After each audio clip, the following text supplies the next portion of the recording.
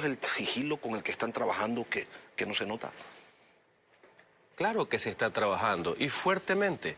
Hay enormes desafíos que tiene el país en estos meses, tanto en materia, por ejemplo, de prevención de lo que sería el evento del niño, como en materia de gestión pública, obras y servicios. Por ponerte un ejemplo, Lenin, solo en esta semana vamos a entregar, el Gobierno Nacional, 500 soluciones habitacionales gratuitas, 100% subsidiadas, principalmente a jefas de hogar, madres solteras, en Camilo Ponce, en la provincia de La Suay, en Ibarra, por poner un ejemplo. Y es que justamente el presidente dijo que se iba a trabajar en vivienda, que los hospitales iban a estar abastecidos, que se pondría un especial énfasis en vialidad. Y yo le quería preguntar, ministro, si había alguna razón oficial para que esos problemas no se hayan solucionado, para que los objetivos no se hayan cumplido. Son propios del tema de la gestión que se da también hacia mitad de año en adelante.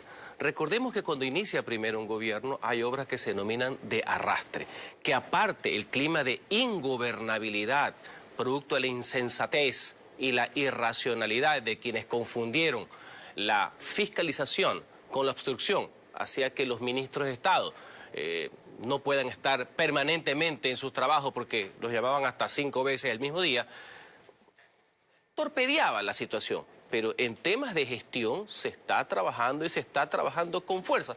Ahora más con la fecha que se tiene de 5 meses para terminar la gestión. Y la gestión había sido precisamente el punto más bajo del gobierno en sus primeros 2 años. Esa era la principal crítica que se le hacía. ¿Y qué es lo que se ha hecho para cambiar esa situación, ministro? Porque quizás por arte de magia pudieran ser más eficientes, pero a este gobierno en particular le hacen falta magos. Sin embargo, pese a esa narrativa, comprensible pero que no la comparto, en esos 2 primeros años de gestión se inauguraron 16 unidades educativas, cuyo promedio de atención son de 3.000 jóvenes, 3.000 niños. Ahora, en lo que resta el mandato, serán 13 unidades educativas más hacia noviembre del año. O sea que obra sí existió. Comprendo que la narrativa opositora es que no había absolutamente nada, pero los hechos son mucho más fuertes que ese relato. Ministro, 30 meses han transcurrido del gobierno y los hospitales todavía no están abastecidos al 100%. Muchos 85%. De ellos están, bueno, pero gran avance de lo que se tomó también como gestión, ¿no? Bueno, y 30 meses después apenas han llegado muchas balas, unos pocos chalecos. Y no hay mucho más. Se han incorporado, sí, buena cantidad de policías, pero sin balas, sin armas y sin chalecos y sin vehículos no es mucho lo que se puede hacer. Aquí en Guayaquil las muertes violentas ya se incrementaron en un 100%. Entonces, usted me puede decir, sí, estamos haciendo, pero mire que no está funcionando. Varios millones de balas, no son algunas balas, millones. Sí, ya tenemos el paquete completo. La semana pasada se adjudicó el contrato de los chalecos con un ahorro ostensible de casi $6 millones en esa compra. Ya hay 10.000 policías que se han integrado a la función de salvaguardar la seguridad ciudadana y efectivamente el gran desafío, y esto hay que asumir también los errores y lo que son las metas a mediano y a largo plazo, porque esta es una política de Estado, la lucha contra el crimen organizado y el narcotráfico, es que tienen que bajar los índices en lo que se refiere a crímenes, homicidios, todo lo que es muertes violentas, que sin perjuicio que las estadísticas establecen que hay una alta relación entre asesinatos entre miembros de banda, igual la misión del Estado es salvaguardar la vida de los ecuatorianos. Los vacíos de información han sido clamorosos. Si usted le pregunta, y seguramente le debe haber pasado, ministro, si usted le pregunta a alguien en la calle que le diga qué gestión gubernamental en desarrollo identifica, probablemente le digan que ninguna. Por eso es que lo invitamos y agradecemos su presencia para que nos diga si es que hay algo que se esté haciendo. Y siempre he estado aquí. Hace muy poco inauguramos una unidad educativa en Guaranda, por ejemplo, que ya quisieran muchas instituciones privadas en Quito, en Guayaquil, en las grandes ciudades tenerla de lujo como se merecen para garantizar igualdad de oportunidades.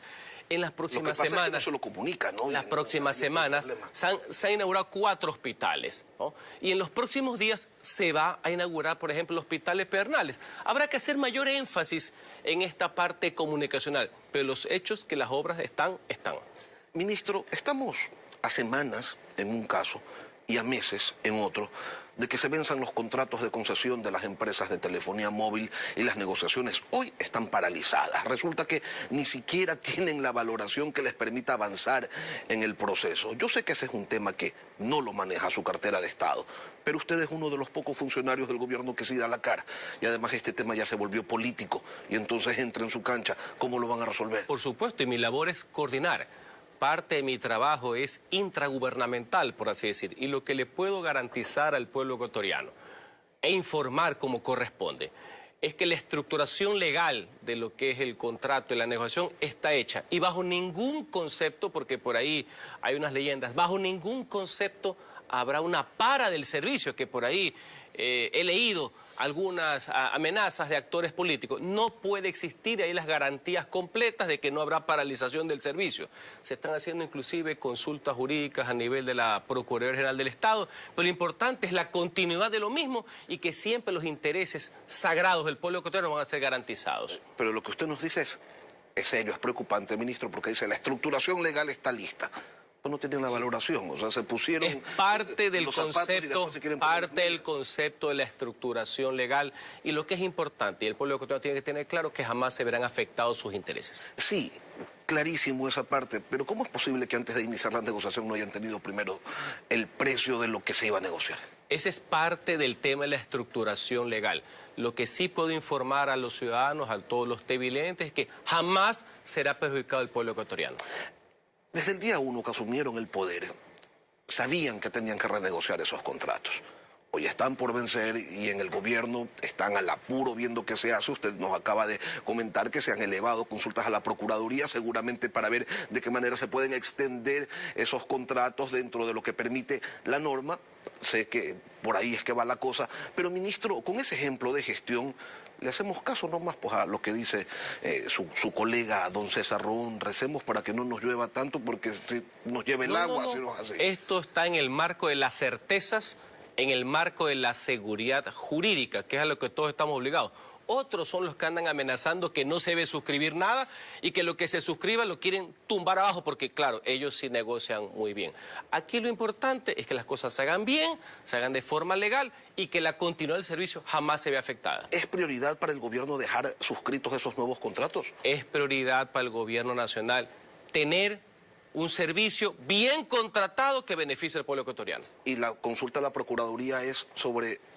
¿qué habría que hacer si es necesario ampliar los contratos? En esa línea se está trabajando. Cuando estaba la Asamblea, cuando existía la Asamblea, decían ustedes que el legislativo no los dejaba gobernar.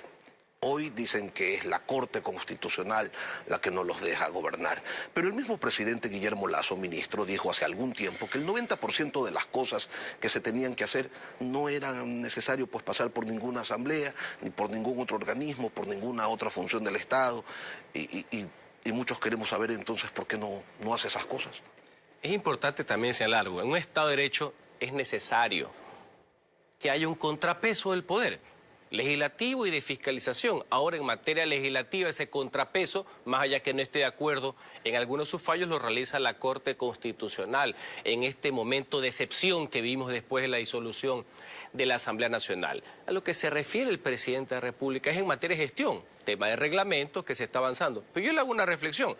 Una cosa es que no se aprueban leyes y todo lo que vivió el país durante los 5 meses, cuando comenzó la tramoya y el sainete desde el día 9 de enero, que se pusieron de acuerdo para un juicio político malhadado y sin fundamento, cuando los legisladores, los asambleístas se convirtieron en los mayores enemigos de la economía ecuatoriana, cuando lo único que hicieron fue generar incertidumbres.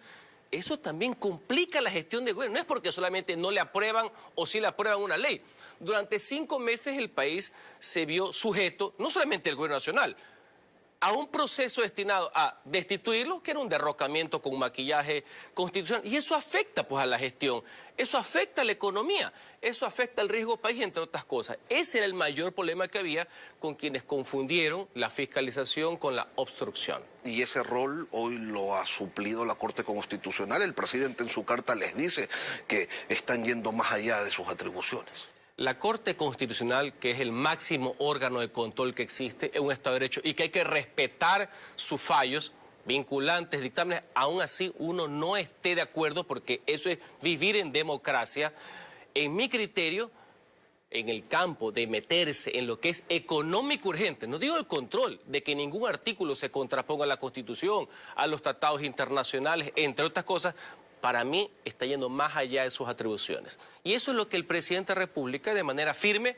pero respetuosa, y acatando y allanándose el pronunciamiento, hizo un documento jurídico, político, histórico, para que sepan que no está de acuerdo en lo mismo, y vamos a ver cómo nos manejamos en los próximos proyectos de decretos leyes. ¿Han conversado?